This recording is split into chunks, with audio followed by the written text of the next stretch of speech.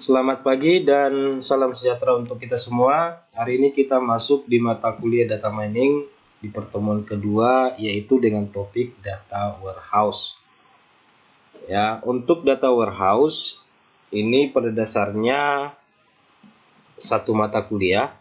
Ya, cuman untuk mata kuliah data mining akan kita pelajari atau diskusikan di satu pertemuan.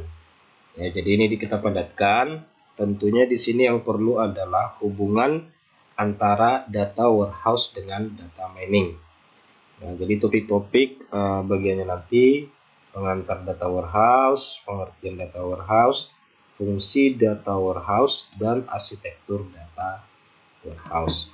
Kita masuk ke pengantar ataupun definisi dari data warehouse.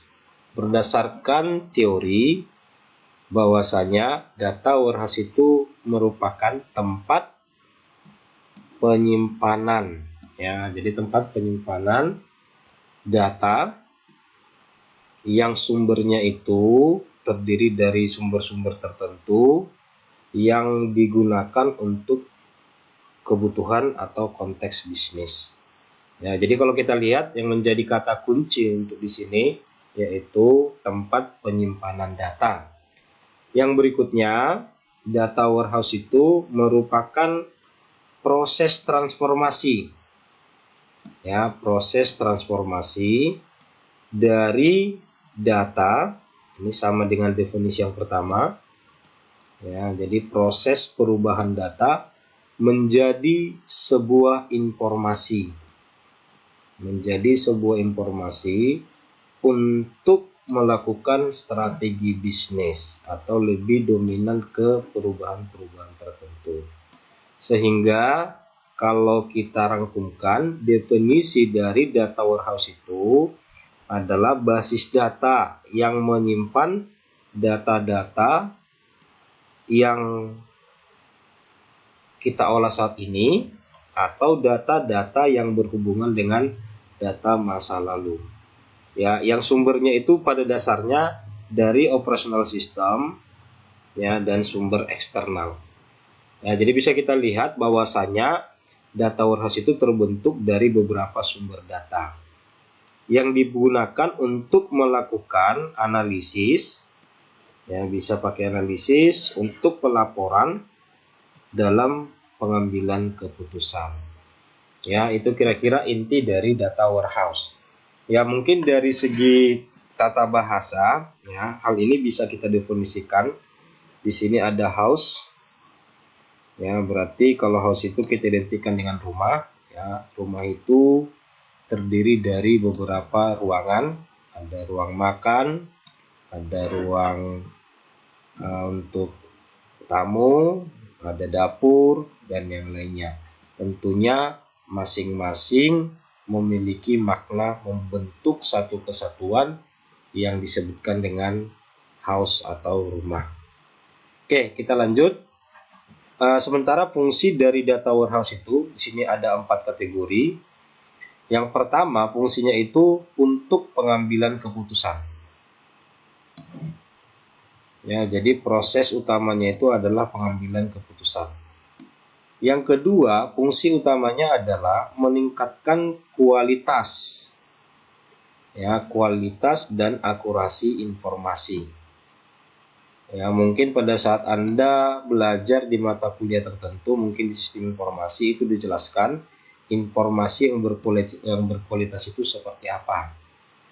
Ya, itu dia yang kedua. Yang ketiga itu bisa dinyatakan atau pembuatan laporan. Ya, jadi pembuatan laporan itu adalah salah satu fungsi data warehouse. Yang berikutnya itu tujuannya itu adalah OLAP, Online Analytical Processing. Ya, jadi ini fungsi utama dari warehouse. Selanjutnya, karakter ataupun sifat data warehouse itu seperti apa? Yang pertama, dia berorientasi terhadap subjek. Ya, berorientasi terhadap subjek dalam artian di situ bukan mengarah ke proses, ya. Jadi kalau Anda lihat di gambar, ini dua kondisi. Kondisi yang pertama itu dia berbasis subjek, yang kedua itu adalah berbasis proses. Ya, jadi lebih mengarah ke desain analisis data berdasarkan subjek tertentu. Ya, dalam organisasi kita misalkan subjek yang dimaksud itu misalnya ada produknya, ya ada account-nya, ada customer-nya, ya ada salesnya, ada klaimnya. Jadi bukan bagian dari proses. Ya, itu kira-kira karakter yang pertama. Untuk karakter yang kedua, datanya saling terintegrasi. Ya, data terintegrasi dalam artian untuk menghasilkan data yang utuh, pada dasarnya itu digabungkan atau dikoordinasikan dari beberapa data tertentu. Misalkan, ya, mendapatkan akun itu, yang pertama itu dilakukan itu proses checking, ya, menghasilkan satu subjek. Ya, itu konsep dari terintegrasi. Atau kalau kita lihat di sini, konsep data warehouse untuk integrasi itu apa? Ini konsepnya tidak bisa dipecah karena data itu merupakan satu kesatuan yang saling mendukung atau saling terintegrasi. Baik dari sisi variabel, baik dari segi ukuran, ataupun dari segi atribut fisiknya. Ya, itu kira-kira konsep terintegrasi. Yang ketiga, variansi time. Ya, ini pada dasarnya menyatakan keakuratan ataupun kevalidan dari rentang waktu. Ya, kalau dilihat di sini bagaimana cara mengukur keakuratan data warehouse itu. Yang pertama itu adalah menyajikan data. Ya, ini menyajikan data berdasarkan rentang waktu. Ya, di sini bisa Anda lihat rentang waktunya misalnya 1 sampai 10 tahun. Yang kedua, menggunakan variasi, ya, atau perbedaan waktu yang disajikan dalam data warehouse. Misalnya data yang 60 hari, data 90 hari, ya, dengan unsur-unsur seperti waktu dalam hari, minggu, bulan, dan yang lainnya. Yang ketiga, disajikan dalam serangkaian pengambilan ringkasan-ringkasan. Ya, jadi misalnya tampilan yang digunakan oleh pengguna ataupun disesuaikan dengan keinginan dari si pengguna atau si pemakai. Ya, itu yang ketiga. Yang keempat, non volatil. Ya, non volatil itu kategorinya data warehouse itu tidak bisa diupdate secara real time. Ya, tidak bisa diupdate secara real time, cuman nanti akan dimasukkan perintah-perintah ataupun operasi untuk melakukan update. Ya, jadi gambarannya kira-kira seperti ini. Ya, operasi datanya itu bisa banyak, ya, tapi tentunya pada saat dimasukkan yang ini tidak akan pernah terupdate secara otomatis.